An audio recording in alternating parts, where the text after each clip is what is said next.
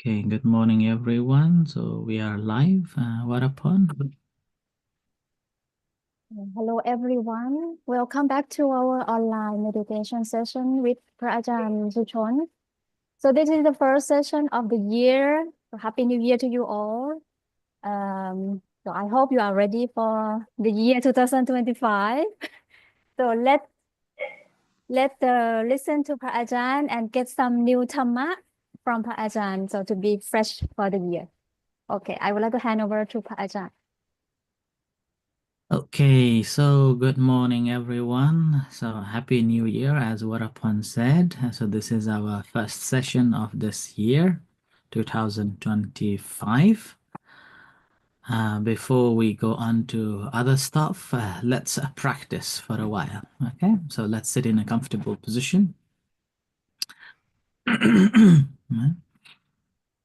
Gently wiggle yourself to feel relaxed and wake up. And if you're sitting on a chair or on a floor, just make sure you are comfortable. And make sure your back is straight, but not rigid, and relax.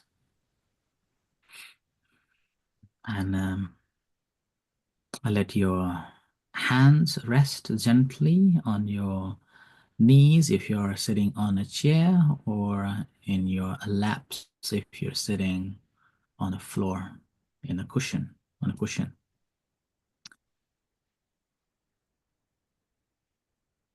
Now, once you feel that you feel comfortable, and gently close your eyes. And if you feel still uncomfortable, mind is a bit restless, in that case, just gauge, soften as you look downward. And completely relaxed. In order to connect to yourself, you may take a long, deep breath through your nose up to your full belly, and exhale. You can exhale the whole air straight away or slowly, uh, releasing it through your nose, or if you want to blow out through the mouth, and also possible. So take a long, deep breath and release it out.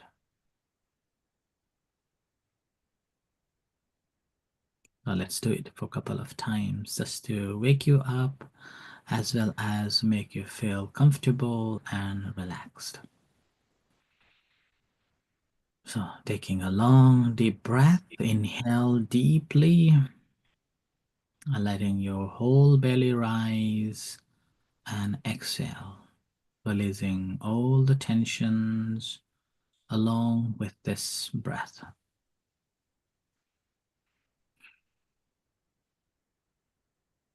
And wake you up.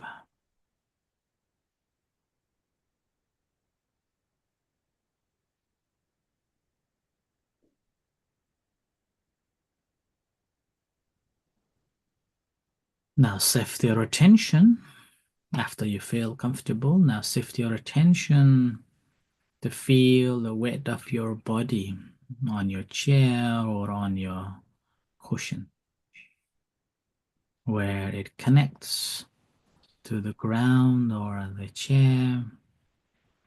Notice how this earth is supporting you,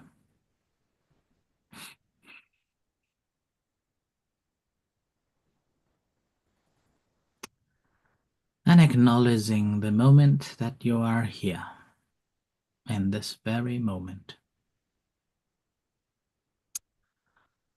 There is nowhere to go, nothing to do, except be here and now, in the moment.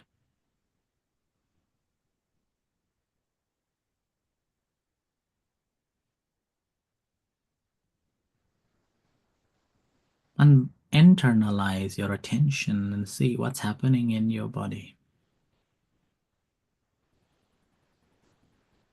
without putting any much effort, just relax and just being aware rather than thinking, feeling about it.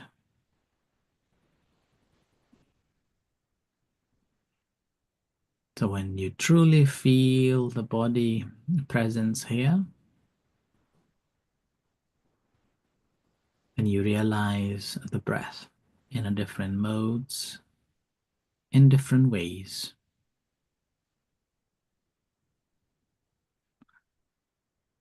recognizing that breath. So bring your attention to be with this breath.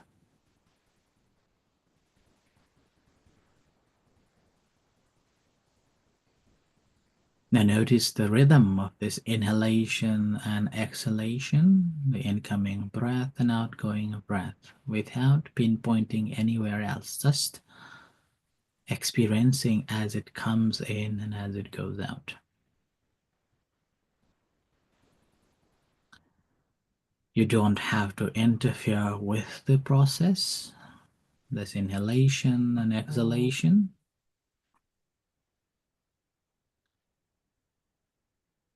Just observing it, feel it,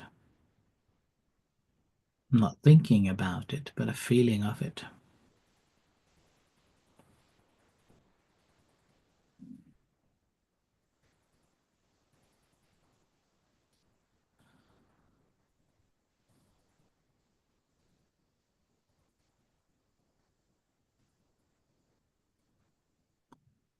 When you feel this breath coming in and going out, learn to notice each breath that comes in and goes out, whether that's cool, warmth, sharp, shallow.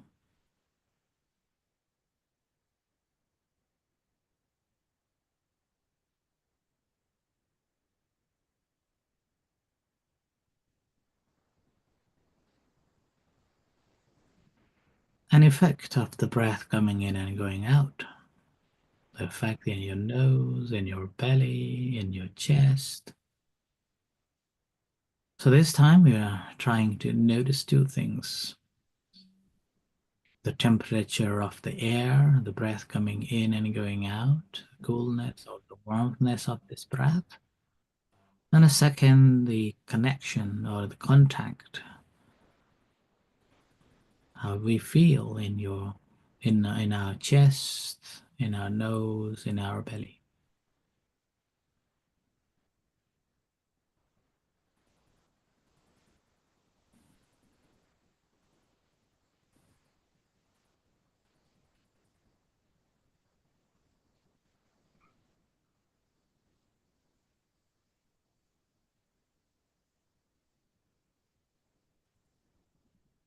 If we are truly following and feeling and able to pay attention on these intended objects, places, our mind settles, won't wander away into the past or the future, or any stories.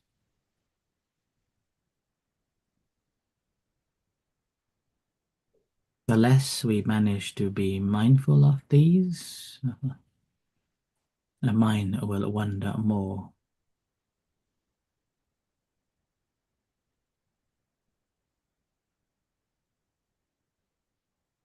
And wandering is not the trouble. It's the nature of this mind. Nature that it always wanders. So whenever you realize that the mind begins to wander, it's okay. Do not be frustrated. Gently observe, acknowledge, note that wandering mind and let go. And gently bring your attention back to this breath.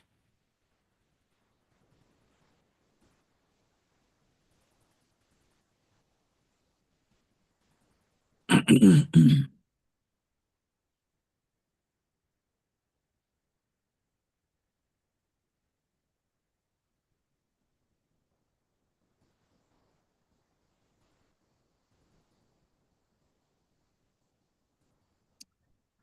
spend some time just to feel of this vibes and feel the relaxed, connected.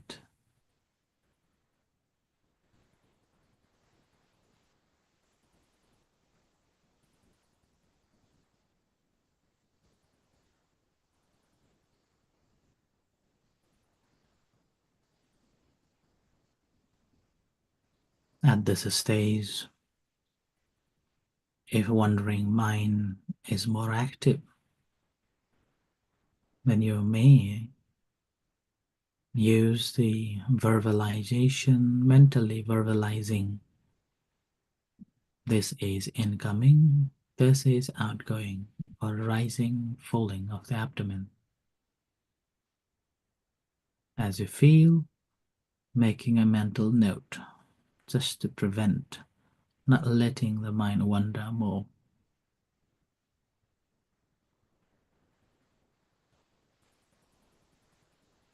As breath in, abdomen rises, noticing rising. As breath out, abdomen folds, noticing it as falling.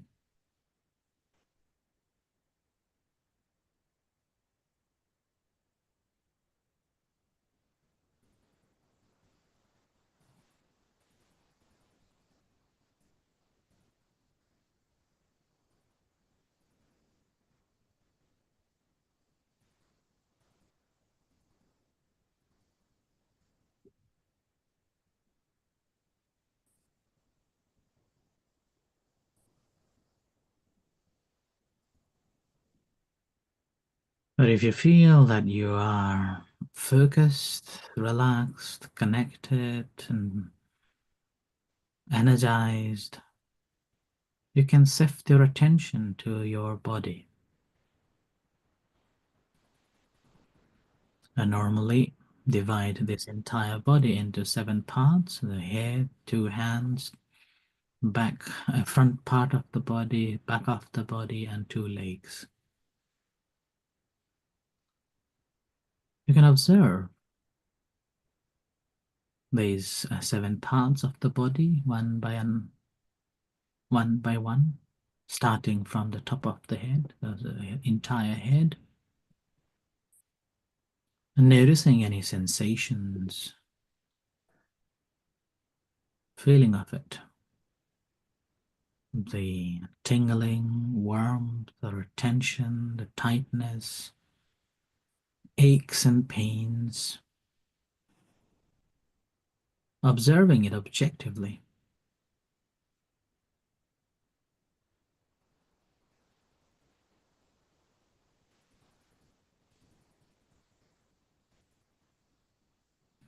Do not involve in it, or do not do any conversation with that experience.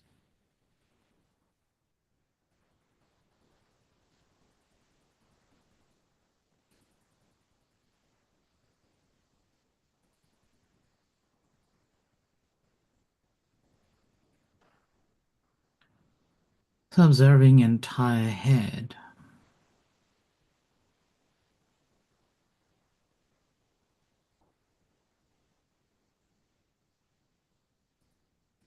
an experience of the softened and relaxed, the entire head.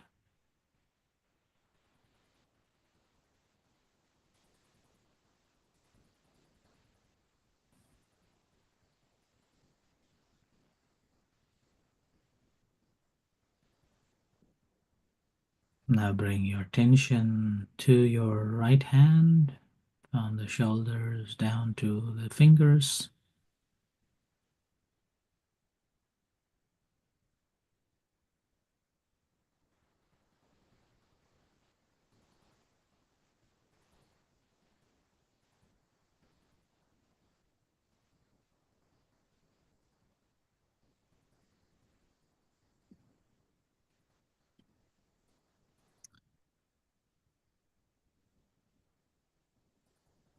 Again, observing any tingling, any tensions, or any other sensations around in your right hand. Then move to the left hand.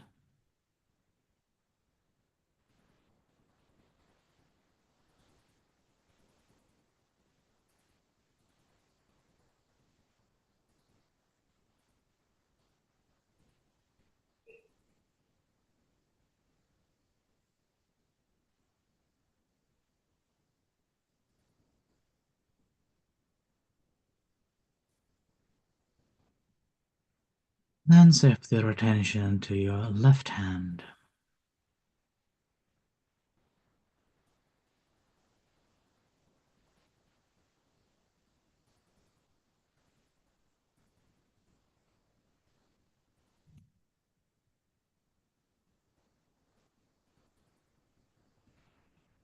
From shoulders to the tip of the fingers again, observing any tightness, any tingling, any pains, or any tensions, and releasing them.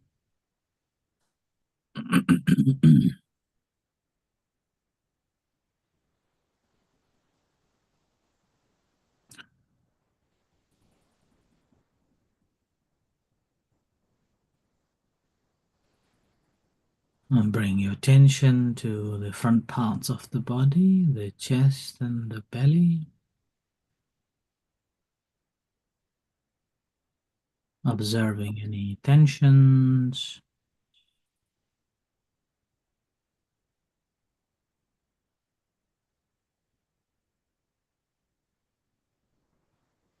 just releasing them, softening the tensions in our belly, in your chest.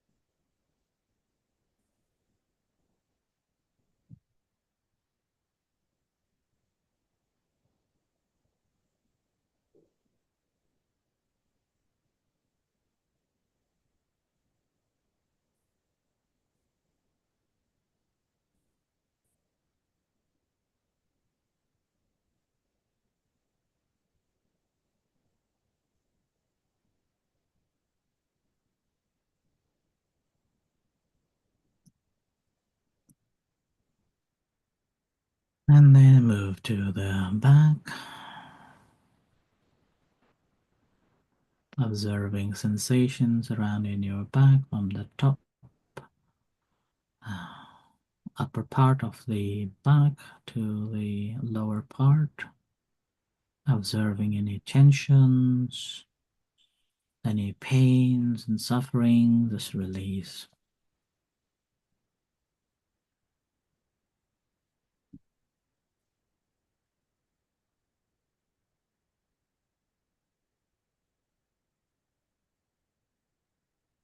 And to your right leg, from the thigh down to the toes.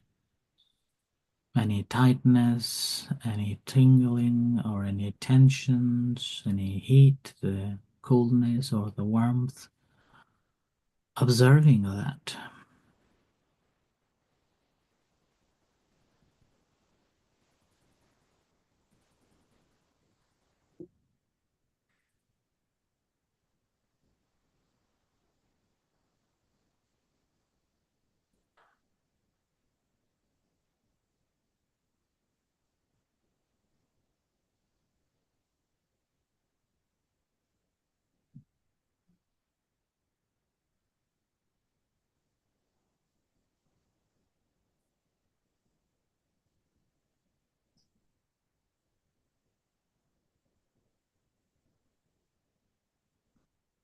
And shift your attention to the left leg. Feel the sensation throughout the left leg from the thigh to the toes.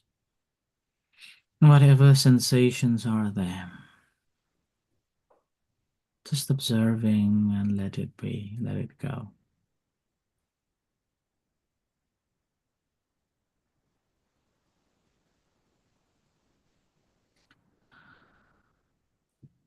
After we have done this body scan from top to bottom with the 7 parts technique, you may realize your mind settled, malleable to notice what's going on in your mind. Now, this time, check your intention behind the motivation to practice meditation today. What were you thinking? What's going on at the moment in your mind? The thoughts. Focusing on the thinking of anything. And whatever thoughts arising, whatever thinking is taking place, no need to judge or any communication with it. It's like having a postman coming to post a letter. So no judgment, nor offering a tea.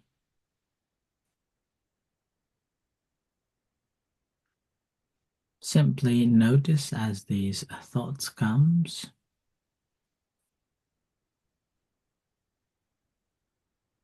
are like a clouds, and it will go, disappear, vanishes. This cloud from the sky.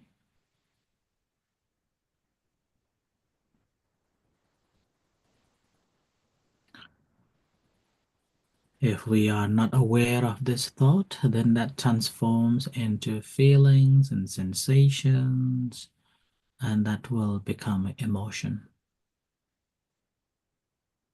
And we become emotionally engaged in it. So acknowledging that emotions,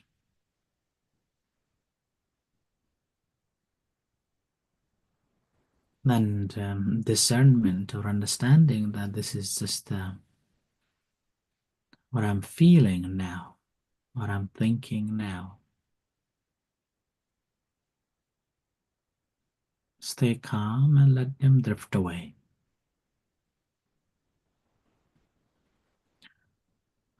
And give this mind a foundation to stay attentive. That's the breath. So breath coming in and going out.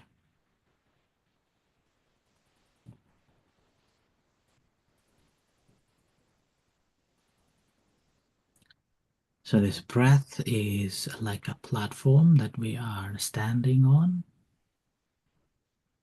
to observe other activities, acknowledging and let it be.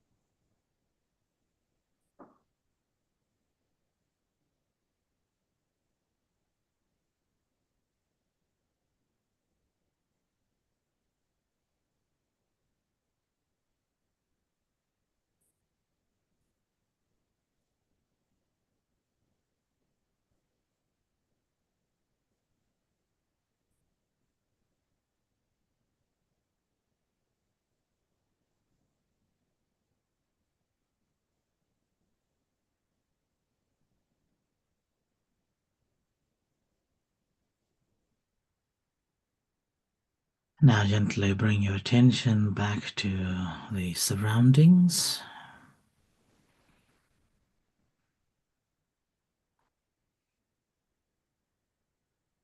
Feel the sensations and bring your attention to your eyes. Take a long deep breath again. Inhale and exhale slowly.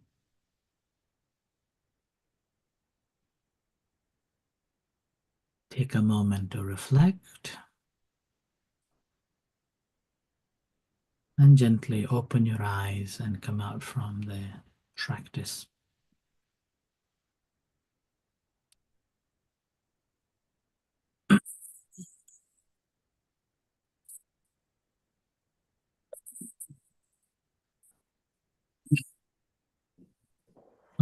Okay, so this is the morning practice for today.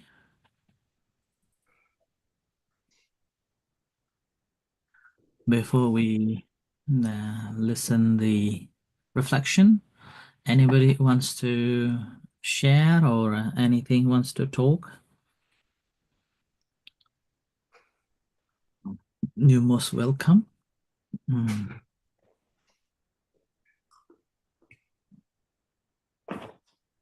No one? Okay. Mhm.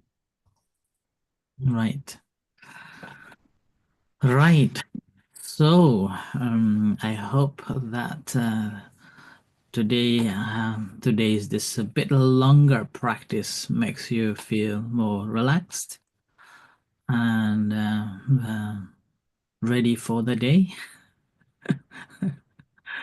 Uh, uh, and normally, when we meditate, which is a development of mindfulness and also development of our concentration. So we are basically learning to keep the mind calm and collected, and in the meantime become aware of whatever is happening this very moment. And both tasks are very difficult to do if we haven't done or we haven't practiced before. Even when we have been practicing, it can be a daunting task as well, difficult, particularly we engage with so many things in our life, and that again leads that we want to have a calm and peaceful mental state, and in the meantime I'm aware of everything what's happening. And that's normally not an easy job to do due to our engagement in a daily course. Yeah? Nevertheless, we all have this desire that after we have meditated for some times, we begin to wonder, we begin to think, when am I going to get the peace? When am I going to get the calmness? When am I going to get this wisdom?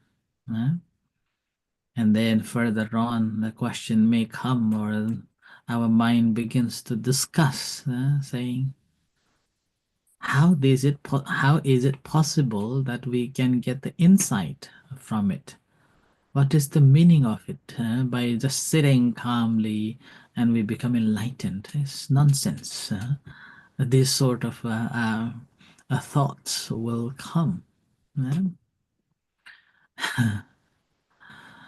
So, this practice of meditation, which we are practicing, is basically, if you look at it carefully, then it is just a preparatory. Yeah, it's just a preparation, or just like a prerequisite thing that we are doing it so that we get some sort of a calmness or some sort of a wisdom stems out from it.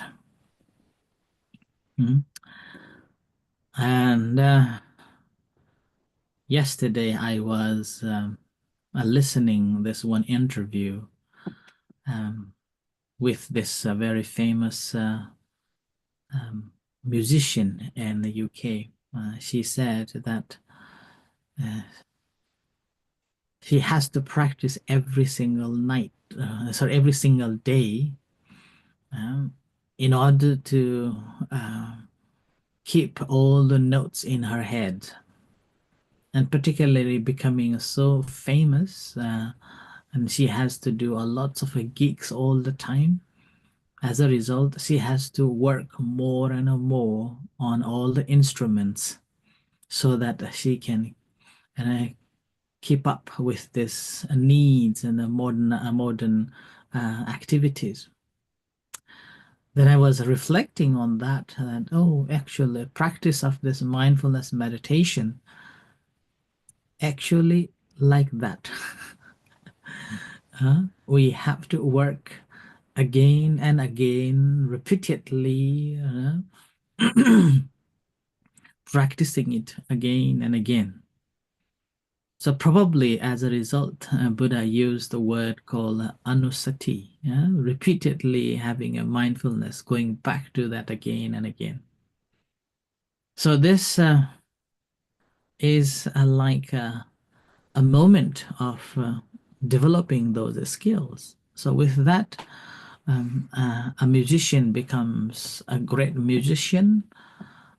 Similarly, a practitioner becomes a good practitioner. And the practicing, a good practitioner basically will get further wisdom, calmness in the middle of the chaos, a peaceful mental state in the whatever situation we are in, and then ability to distill and go on with the situation that we are in. Mm. So this requires basically uh, what's called faith, right? Uh, so we have to have some sort of a faith in it that, okay, if I am working like this, it will definitely brings me the results. It's like if I am practicing this instrument, eventually I will be good at it. So that is the first thing, that we have to have a basic faith in it. And once we become excelled in it, we become very skilled in it, then that faith becomes firmly established. Yeah? And the practice of a meditation is like that too. Because this faith, or sometimes it's also translated as conviction. And a conviction is like um, that's what it comes down to, that conviction and the principle that our action do matter. So that's the conviction, the faith that we have in it, something that means we have to do, we have to convict, or we have to do it. Yeah? Then it becomes the faith, the action does matter in our life. But however, there are some people that who have a problem with this doing, and then sometimes it's also known as the karma or the kamma in Buddhism. Uh, but when we look at it closely, then we realize that everything that we have now, actually, we have created. We have to do it something. Only then we got it. And that exactly what the faith is about. That we have faith in it, so we do it. We may fall down, but eventually we will get it. It's like learning to cycle. I remember when I was kind of a teenage. It's like getting very old now, talking referring to the all the teenage stories. I wanted to learn how to cycle, and I tried to learn. I fell down many, many times. but eventually I managed to learn how to cycle, and that was like a freedom.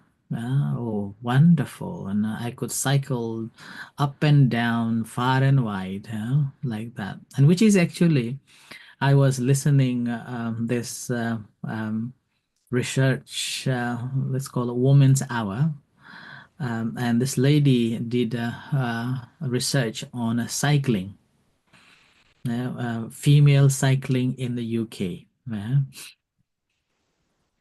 And I was fascinated with the story. So I was listening her interview, and then she was saying that in 18th century, when the cycle invented, it was invented for the men only. And then later on, a female tried to cycle, and they had this the trouble with the cycling, and sometimes they have this cycle face. Female were having the cycle face because of the tension of having a scared cycling. And then that time they were not allowed to put the two legs in both sides in other another side, so both legs were putting in the same sides, like that. And with that, they were their face was like with a scary or a tension causing a troubles, like that.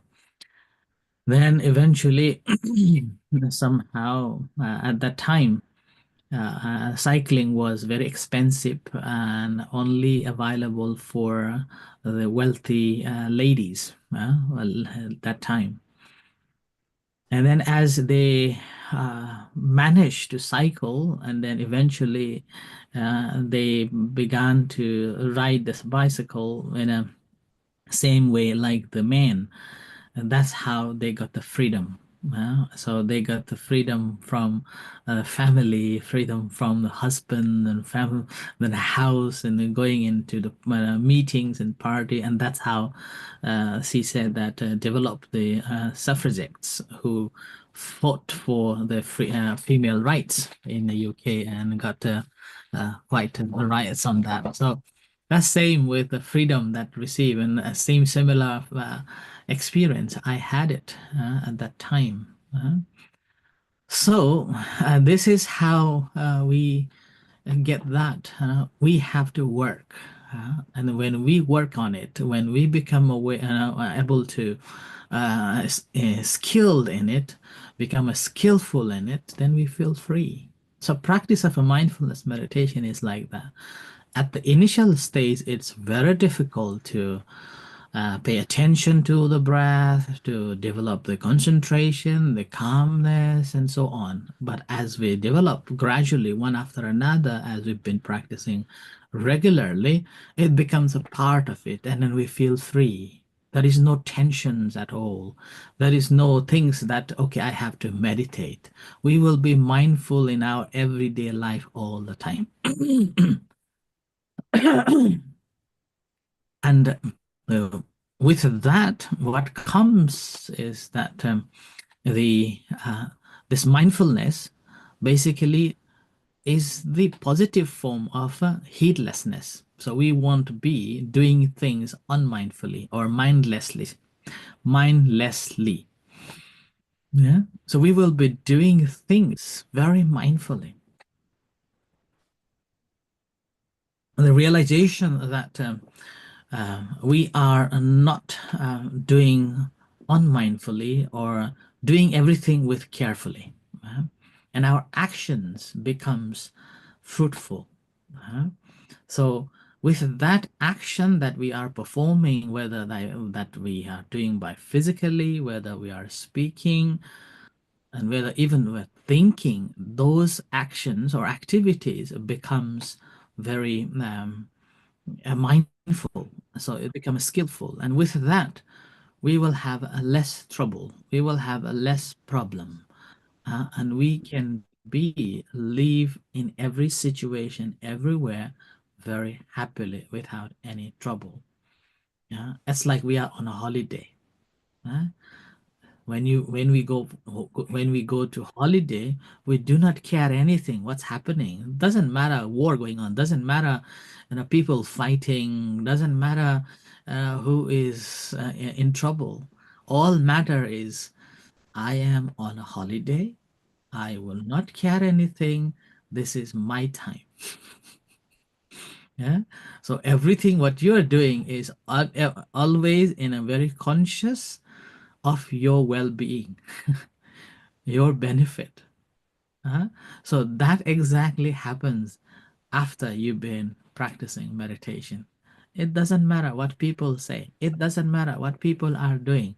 It's okay as long as they are safe. We are safe.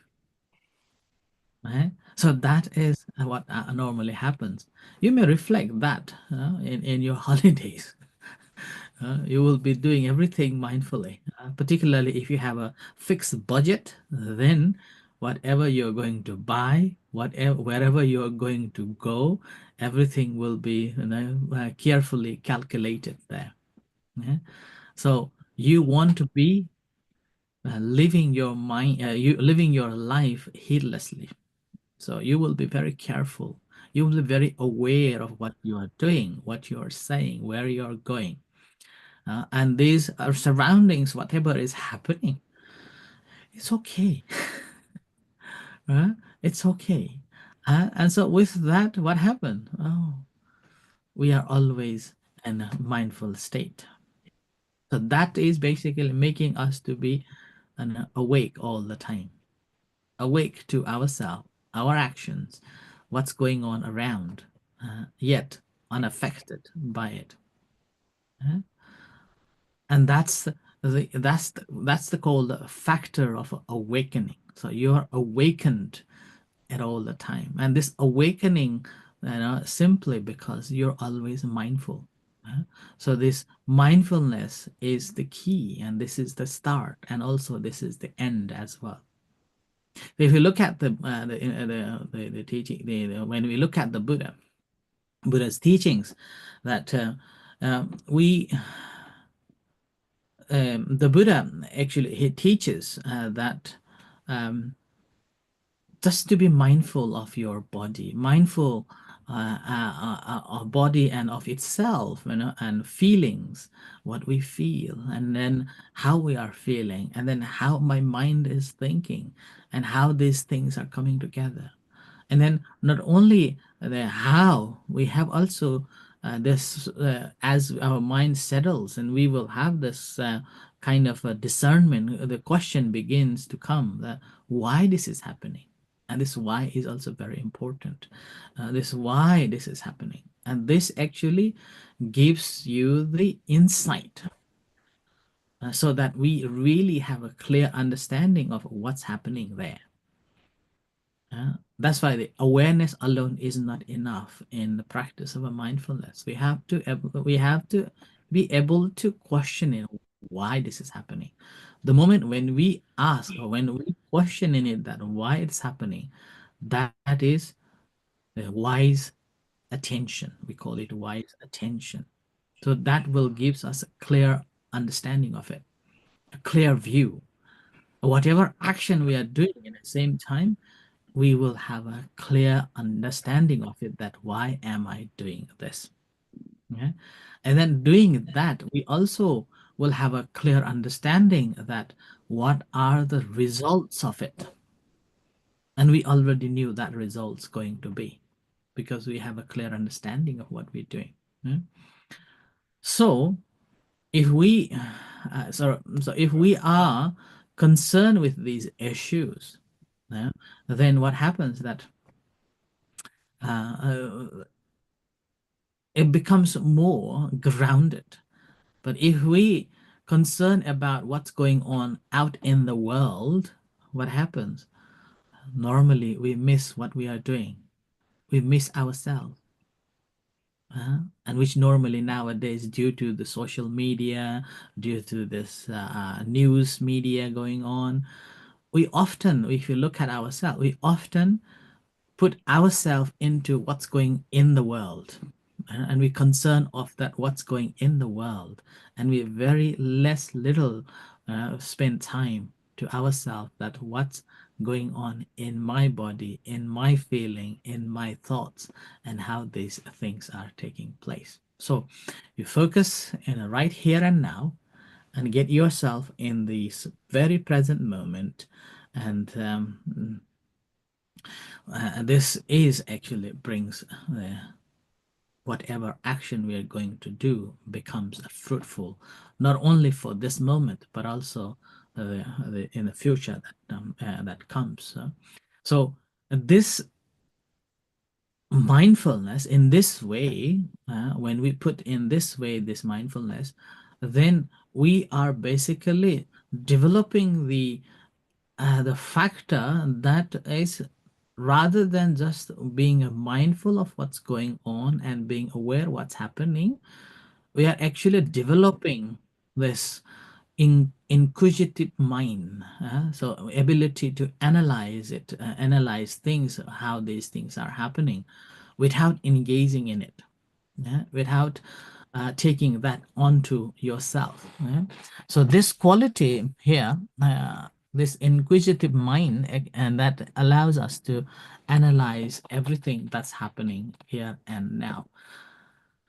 The result of this analytical mind, normally, and again, when we look at the analytical mind, often people refer it to the analyzing in a different ways. But here in the practice, because we are mindful of our actions, this analytical mind or analyzing quality of the mind becomes very neutral. So we become observer and analyzing as from outsider, rather than insider or engaging or analyzing with some biasness. There is no biasness at all because of having this pure understanding of mindfulness. And that actually gives the wisdom, knowledge. So that knowledge stems out from our calmness of the mind, peaceful state of a mental state, and then having this insightful awareness of these, and then ability to question in it, and ability to wisely reflect on it. And that's how the true wisdom came. Yeah, this true wisdom, according to Buddhist philosophy, yeah, leading towards the deathless. So the ultimate liberation there. Now it sounds simple, obviously, but it takes quite a lot of bit of a practice. And that practice is known as effort, or atapi in Buddhist term. And this effort is not a simple effort, but the effort, which action that whatever negativities that I am doing or I prone to do or may do in the future, get rid of. uh, get rid of, not doing it. And then whatever beneficial, good, and fruitful that is now and hereafter, then put an effort to do it. So that effort becomes the key in the practice. So whichever way we are looking in this practice of a meditation, there is no fixed way that we can be enlightened. We have to work. Recently, I wrote one article about uh, a conversation between a man and people going into the casino. And then I said that people go to casino hoping that they can be rich instantly. But millions of people, after being in the casino, rather than become a rich, become more poorer and poorer, even have to pay, having to pay lots of debts, yeah, like that. So similar way in the practice of a meditation, uh, there is no shortcuts. We have to work. Uh, so beginning, we begin to work, and then eventually again with this effort that leads to the discernment. So it's basically working and working, and eventually we become skilled in it. And not that skill again is not just a normal skill, but that skill helps us to block, remove all the negativities, and cultivate and improve and maintain the positivities that will be beneficial in this life, hereafter, and until the ultimate attainment of the ultimate happiness eventually. So, this is the reflection for today's practice, so that we can have a little bit of a more motivation to continue repeatedly or regularly practicing meditation over the period of a time, so that we can gain a little bit more insight through the calmness and a peaceful mental state. Right, so I will stop here to allow this platform to question if you have any, and also we will practice another session as well. So, anyone, this is for the question time or sharing time.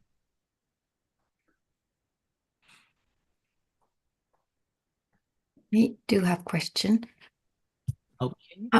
I put on my video too so you can see me. Right. Hello, everyone. I think it was from what you talk about. I already have that question that come back from time to time about karma. Because karma is the action what we did. It's happened, then it come back. It's what we've been doing. What we did, we'll get the reaction of it, the result of it. But being Thai, being Buddhist, we learned when we were young that karma is what we've done, even maybe in the past life, that it come back to get the result right now. Because that happened to me because I thought of like, okay, I've done something, I might have done something wrong in my past life, that person is doing this to me right now. Maybe it's wrong, or maybe Mhm. I just try to find a reason to explain, like, what have I done to that Mhm. person that I get this reaction from him or her in a way.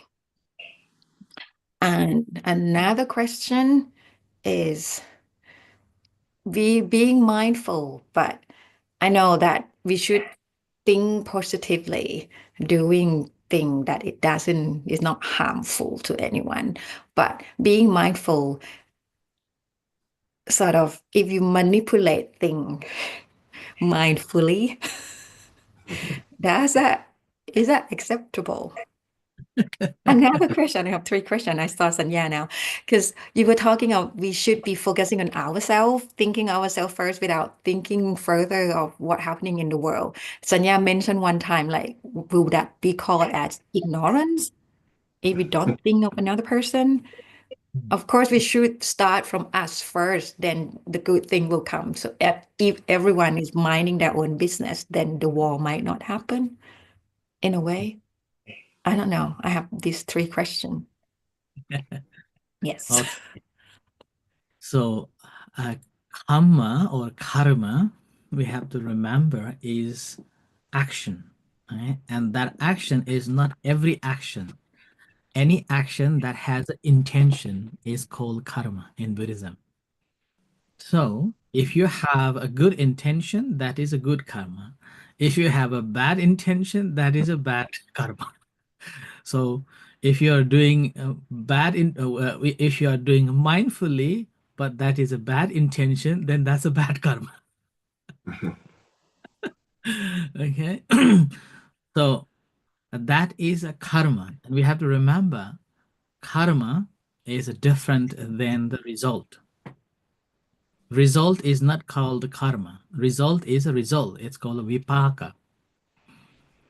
Right? So whatever we are experiencing now, it could be the result, could be, remember, could be, not the sure, could be the result of what we have done in the past. Okay? So there is no fix that you have done this, you will get that. No. Okay? So the first question you ask, your understanding is a little bit not right. So you have to rephrase yourself that whatever I have done in the past, that could be the result, that could be the reason that I am having this experience now. Okay. And this experience again may not be because of that past. This experience may be because of your current action that you have done unmindfully. You have said unmindfully. You have thought unmindfully. Okay. And then in the meantime, whatever you're doing, your intention wasn't correct. So your intention wasn't correct. As a result, you are experiencing this. Now, the second question you said that manipulating to get something mindfully. So we normally hear this phrase called, I am mindful, but I'm robbing the bank. Is it right or wrong? Yeah. So in order to rob this bank, you have to plan very mindfully, thoroughly, every single bit of it. So you are very mindful.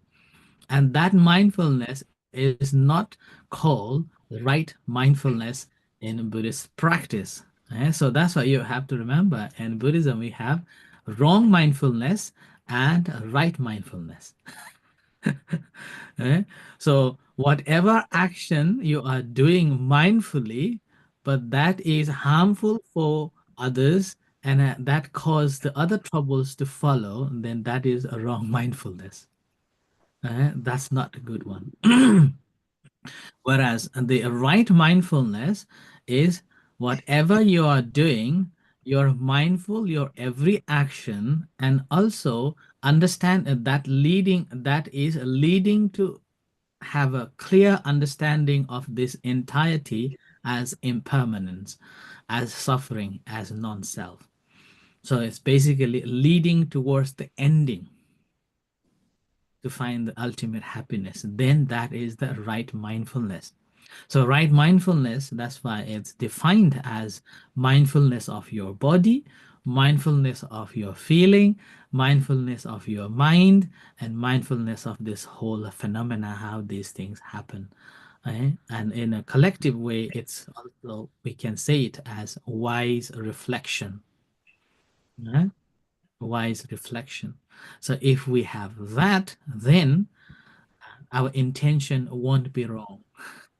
Uh, so our intention will be good when we are saying, when we are doing, and when we are thinking. So all three intentions will be right. Okay? Now the last question: why should we, or maybe selfish thing about not a concern about other things? There is the simile given that if someone is drowning, I think I gave this simile in the past as well when Sanya asked the question. When someone is drowning and if you do not know how to swim, then you should not jump in the water to save that person because that basically take you down as well.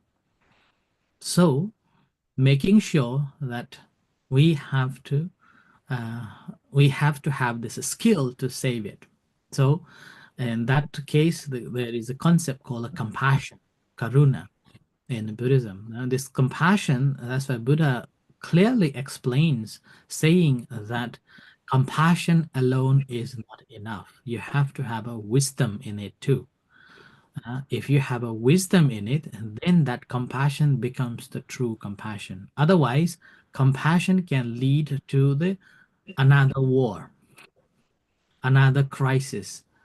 Uh, but if you have compassion, but with the wisdom, then rather than leading to the war, this compassion actually leads to the ending of the war itself. And then we are also safe. That incident also becomes a lesson or ends. Right? So we do have to be mindful of other things, other people around us. But in the meantime, we have to check ourselves whether am I qualified to do it so. It's like recently the one lady, I think if I remember correctly, she published a book called Why Worry? Why Worry? And her explanation on that book is basically um, uh, in America, American people have elected Donald Trump now. Right? And now we cannot do anything for 4 years at least. So in this case, we just accept and let it be. We cannot change Donald Trump anymore for 4 years. He's going to rule 4 years, not like that.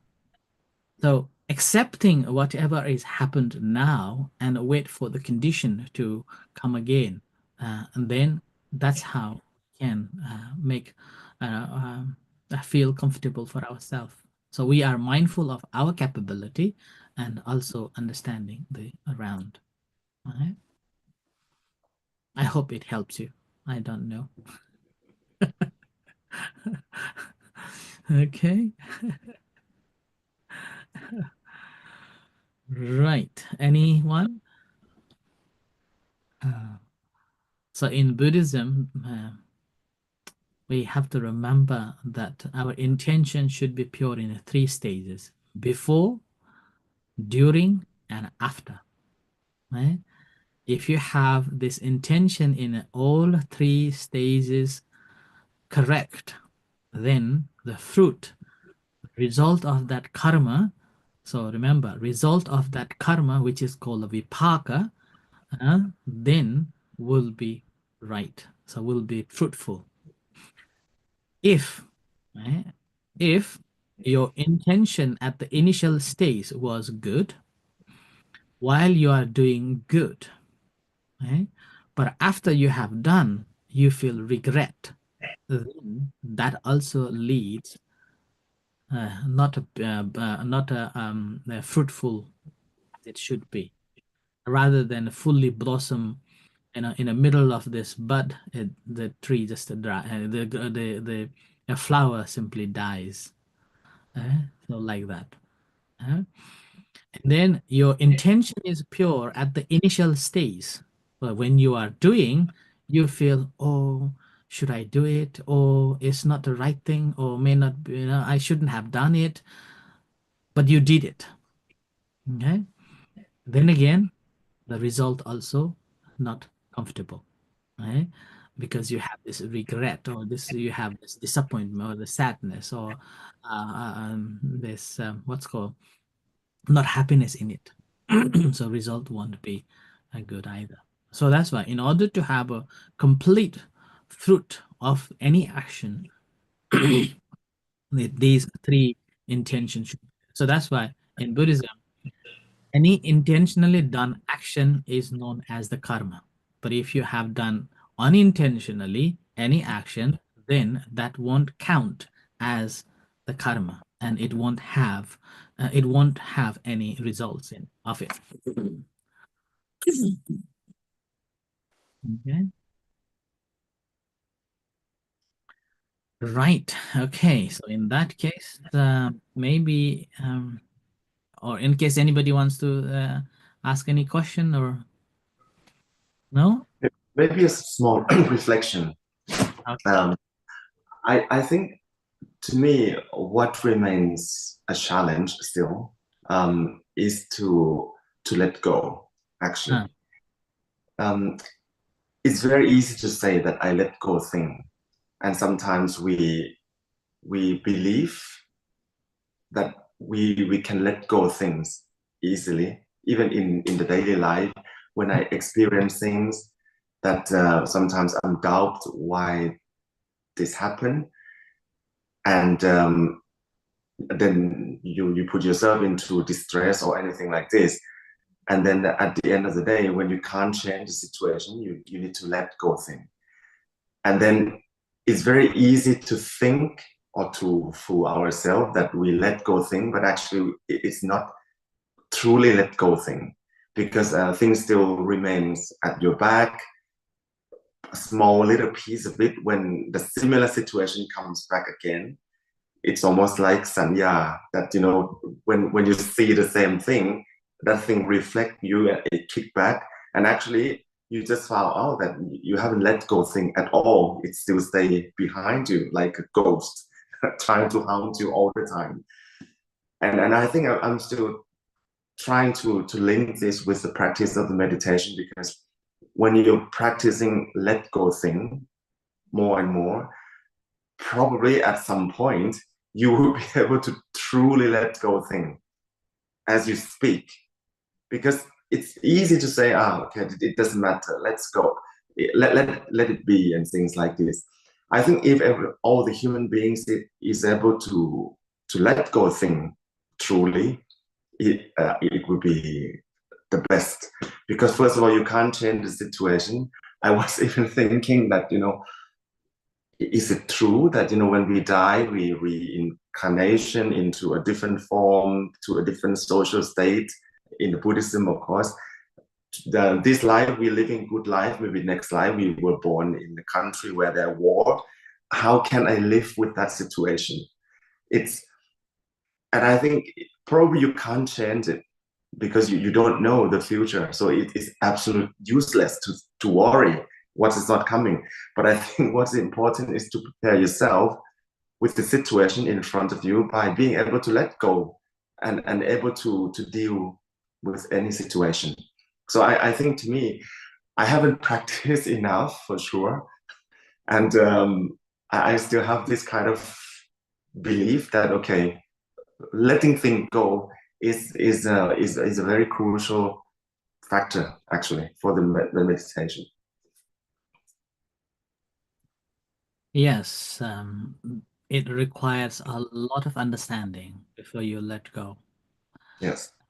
And this letting go, that's why I always emphasize saying that in Buddhism, we have this fundamental part of the practice. For the basic practice is called, first of all, learn to give the dana, offerings. And the second is practice the sila. And the third is practice the meditation.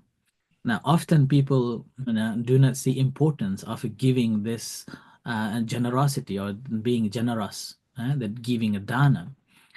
I see it as a basic fundamental part of learning how to let go. Because to give something to someone is not easy.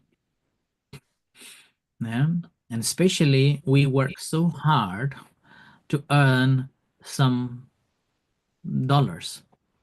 And then within that some dollars, to share some part of that percent to other people is not easy things to do. Because we automatically develop this attachment that this is mine, this is belongs to me. So we begin to separate from what is belongs to me and then to others. With that separation, we have already created the conflict, and we cannot share one another. When there is no sharing one another, then there is always a conflict begins from this very tiny level. And then, but the very moment, if you learn to share, then it's a beginning of learning to give one another, learning to let go. That's why in Buddhism, giving to someone is so hard, but giving to someone who we respect is a bit easier. We are happy to share some part of our earnings to our parents, to our teachers, right? To our person who we respect, like the monks. And this is how it was shaped. And so you first learn to give rice. Remember, learn to give a rice, not the money first to begin with. Yeah, rice, which is just a part of your daily eating, rice. And you become accustomed with, oh, we see the monk, we give. Oh, we see the monk again, we give. So from the childhood age, we learn to give. And that mindset, sorry, I got a trouble with the throat. And with that training, if you look at in Thailand or in a Buddhist culture, you can see, because you are trained to share this food to the monk every single day or quite often in a year, what happens when you see someone who is suffering? Automatically, you want to share, you want to help. You want to spare some money to give it to that person. Even when you hear someone is suffering, straight away your mind feels so compassionate, kindness. Okay, I want to give. See, the beginning of sharing begins here. And you have not got this attachment that this is belongs to me now. Like in a old days, I remember even like 20 years ago when I was in Thailand, in northeast of Thailand, the doors are open for people. All the neighbors can come into any houses and share the food. And if someone is eating outside of the house and somebody passes by and then they'll, oh, come and we are eating food, please come, right? So there is no attachment in the food anymore. So you can let go of this because you have seen that sharing is so good. And now, further on, from that, what I understood is that in and particularly in our Thai community, when something happened badly, right, and then you cannot comprehend that why it happened, right? In that case, what do you say? Oh, it's maybe the karma. So you're just able to let go of that emotional grudge. So you can free yourself saying that, okay, this probably that. So you just, let go and move on with your life, right? So this is another way of looking at that. Whatever emotional thing that is emotionally causing us a trouble in our mind, we will be able to let go of that, which was initially we started from giving little spoon or one spoon of rice to the monk. And that's how mind changed over time. And now it comes to the emotion and the feelings, we able to let go of that because we have seen that it's beyond my comprehension, right? I cannot comprehend why it's happened, beyond my concept. So you just let go of that. And this is the same thing what Sanya mentioned, that something is happening badly and we have no control over it. Understanding that, okay, rather than holding on to that uncontrollable incident that happened, just let go, move on, right? Find somewhere safe or do something good and then move on with the life. So that's the now further on in my understanding now that not only the emotional thing that is holding us to feel suffering and down, the last thing is the entire suffering that we are holding actually because of we are holding on to our identity. This is me, this is mine, this is what I am. Eventually, the moment when we able to let go of this identity, I'm just a single human being. I have no identity, no ethnicity, no nationality, no religious background, nothing. We're all humans are same. And I am that person too. And with that, what happens? There will be no greed. You will be living your life fully, happily, and then no attachment on anything. Right? This is how it is. And then you're able to let go of your identity. And that the very moment, actually, we are in line to the liberation. So we are experiencing the true happiness. And that's how we will be able to let go of completely. And in relation to other people, like when we help some people, and after, despite of helping them, they are not freed or they can't be free. Or they're still going back to the same routine, same habits. In those cases, we have to step back and see probably that's what they are born to be. That's their karma in another way. So, and then we just let go. let them handle that situation by themselves. So I have done my enough. So here, another way we have to look at here, and if we are in case of the other people or other outside thing, then we have to act mindfully as much as possible to help. And after acting that, any possible stones unturned, we have turned it on, everything, but still we cannot help, then we have to step back. That's all I can do and leave it. So that's why it's called compassion with wisdom. And that's how we will be letting go of that completely. So that's why the complete letting go happens after we have fully understood ins and out, and we have committed entire possible ways that we have thought of and we have acted on, and it's still not, then let go, because it says you can't solve this problem anymore. So you can't. Doesn't matter how you do, you can't. Then you just let go. So that's why this letting go is, in a Buddhist practice, develops from this giving a spoon of a rice, and eventually up to the higher stage of a letting go. Okay, so I hope it helps you to understand further. Okay, right. I think we better practice again. Okay, so comfortable again.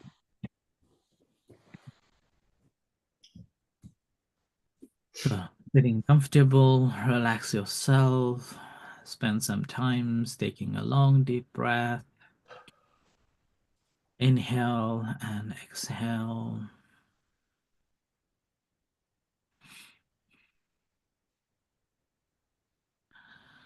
And this time, rather than moving around our attention to here and there, just settle down on one particular place, either in your nose or in your belly.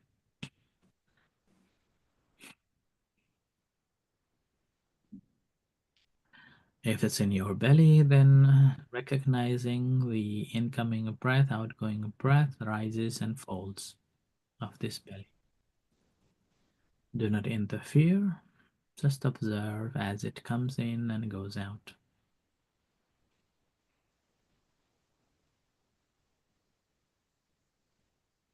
And as your mind settles, rather than just having a mindful awareness of it, try to reflect on why these things are happening.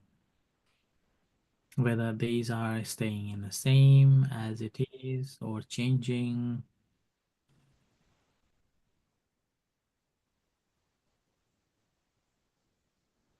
And if your mind wanders too much more, then just observe, acknowledge, note, and let go, and back to this breath. So like this, continue practicing for some times.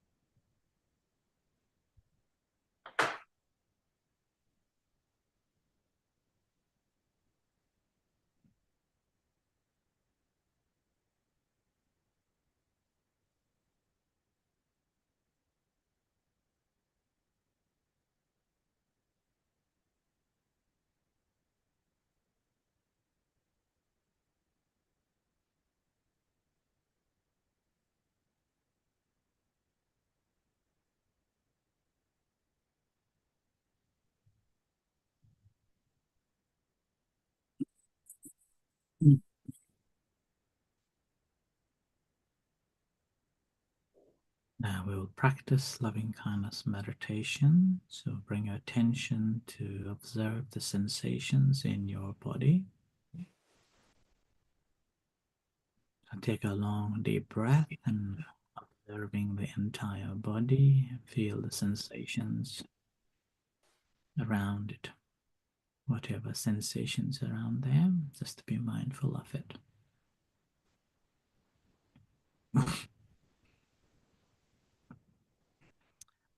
And bring that attention to your hands.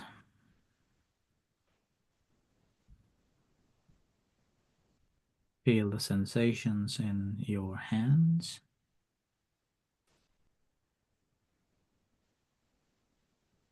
Whatever sensations are there, just observing objectively.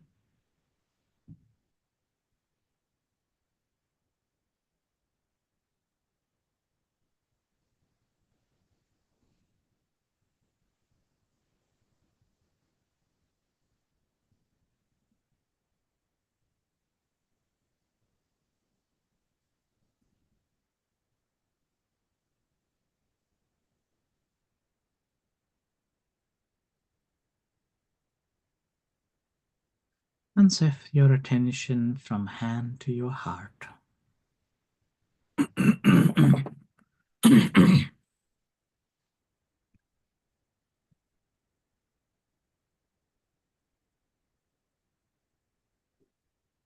Feel the beating heart.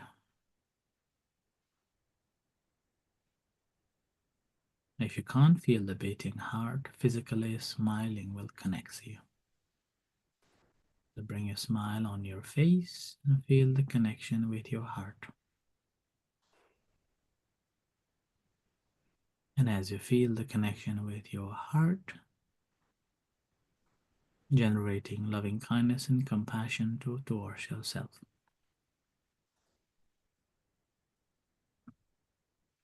Allowing yourself to be happy,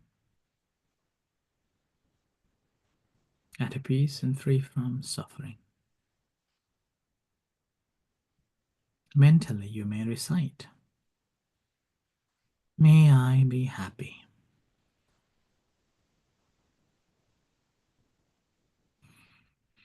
Experiencing a sense of happiness from bottom of your heart to yourself. May I be happy.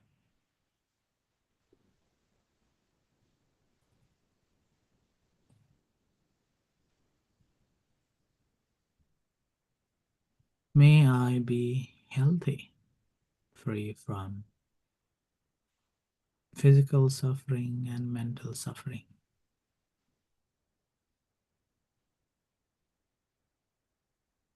Whatever troubles there are, may they be free. May I be safe.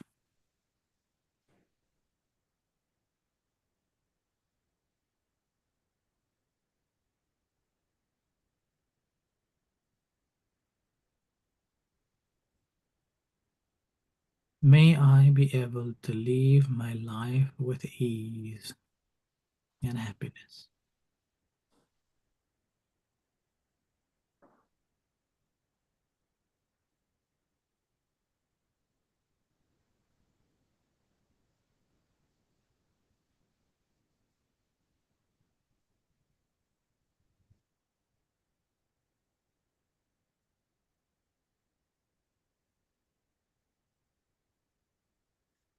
Similarly, now you are sharing loving kindness and compassion to all other sentient beings, starting from your dear one or any particular person, someone that you think that they need the most at the moment. So bring into your mind and visualize in that person, generating loving thoughts and sharing towards that person.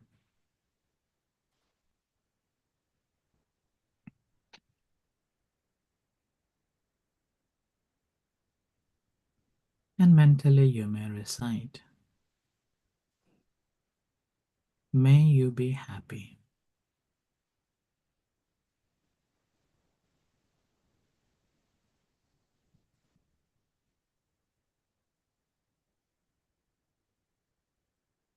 May you be free from suffering, troubles of a body and mind.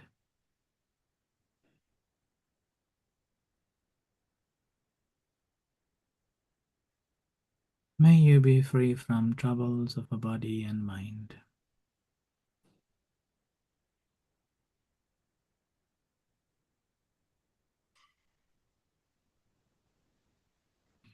May you be safe, free from all the dangers, all the calamities.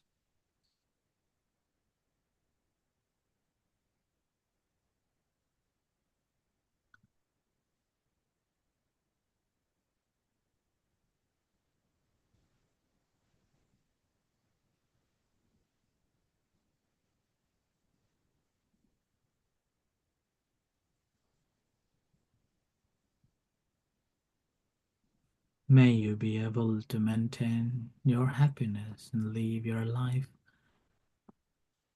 with ease.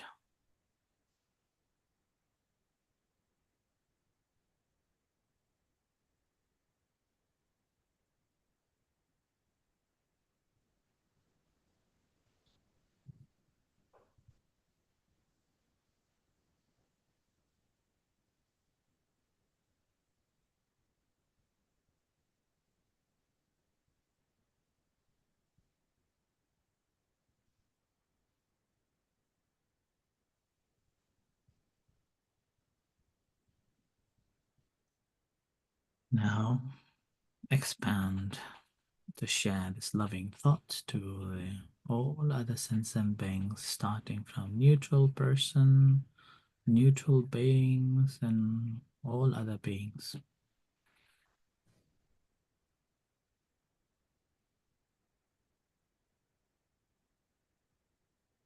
You may picture of someone who you don't know or you met at the shopping mall or on the street and the bus,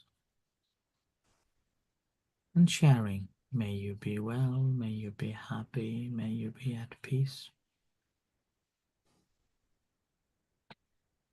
May you be free from suffering, may you be safe.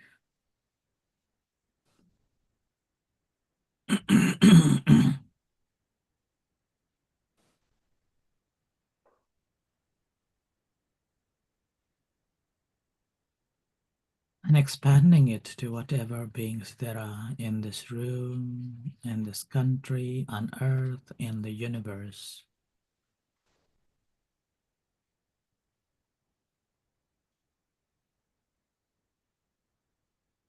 Whatever beings, including humans, animals, all other birds and insects,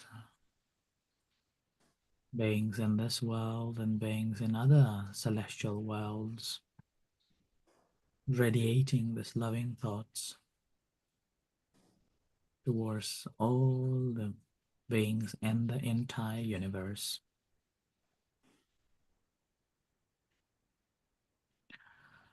And you may recite, whatever beings there are, may all beings be happy.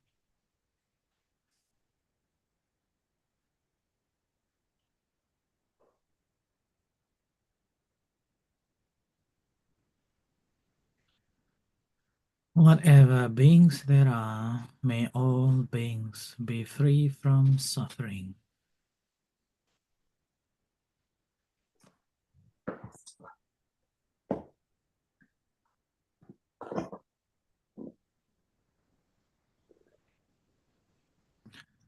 Whatever beings there are, may all beings be free from all the troubles and calamities. May they be safe.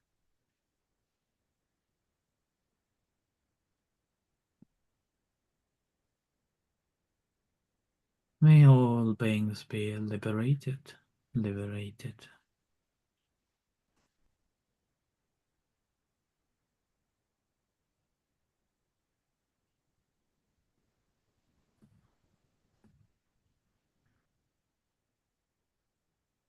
May all beings be happy.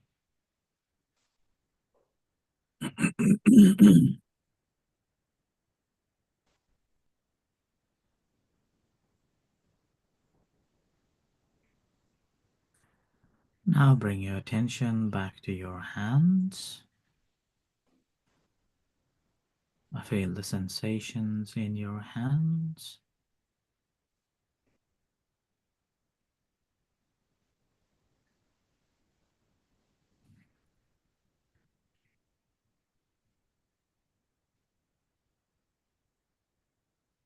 Now shift your attention to feel the sensations in the entire body.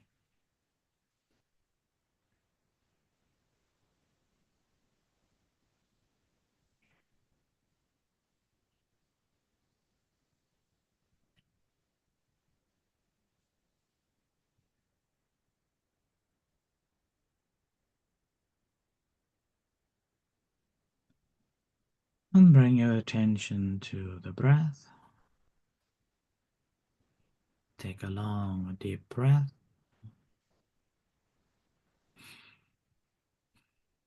And release.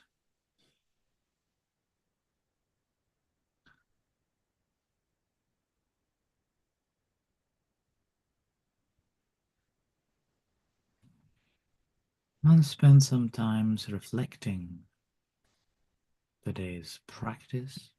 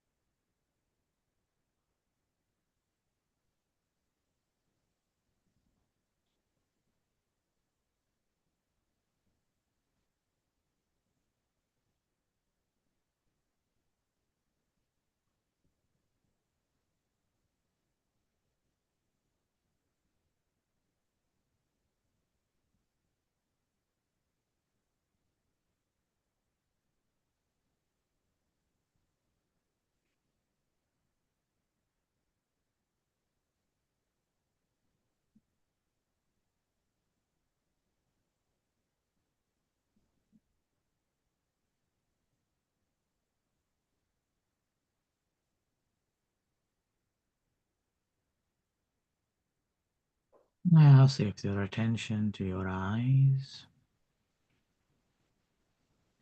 Feel the tensions in your eyes.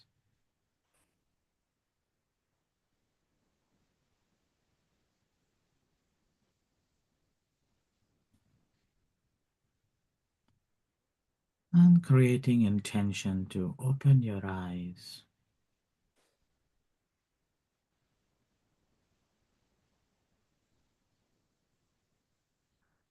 And gently open your eyes, bringing your awareness back to the surrounding here and now.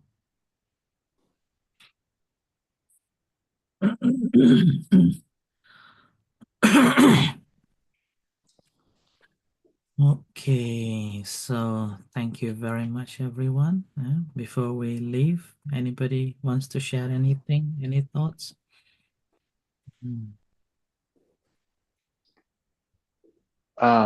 Yes. First of all, yeah, this is my first time here, so I am Giuseppe, and I'm very grateful for today. Thank you so much for sharing your reflections with us and this practice, and thank you also the rest of you. I found all of this very enriching. I've been doing meditation for some time now, and so I found this very, very helpful. There are also some other things which popped up in my mind, like reflections when we were talking before, but maybe we will have time to discuss it next time. So I just wanted to express my gratitude for today. Thank you.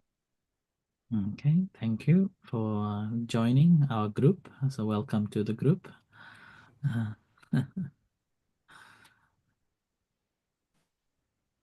Okay, anyone? So in that case, Warapon, to finish today's session. So thank you so much, Pra Ajahn. It's very, very great kamma today. And I'm very appreciated from the starting first session for the year. It brings a lot of energy to all of us. And I hope we can practice more and more and learn and try to use all your kamma today because it's amazing. It's kamma and all the mindfulness, attention to doing the right thing in the beginning and keep continue to do that. So it's great. So thank you so much and for your all question also. And we keep continue to do it and hope to see you again for next month. Okay, so in that case, thank you everyone and wish you all the best and have a good weekend. And hopefully we'll see you in the next session with much more understanding and much more practices. Have a good day. Thank you. Bye Have a good bye.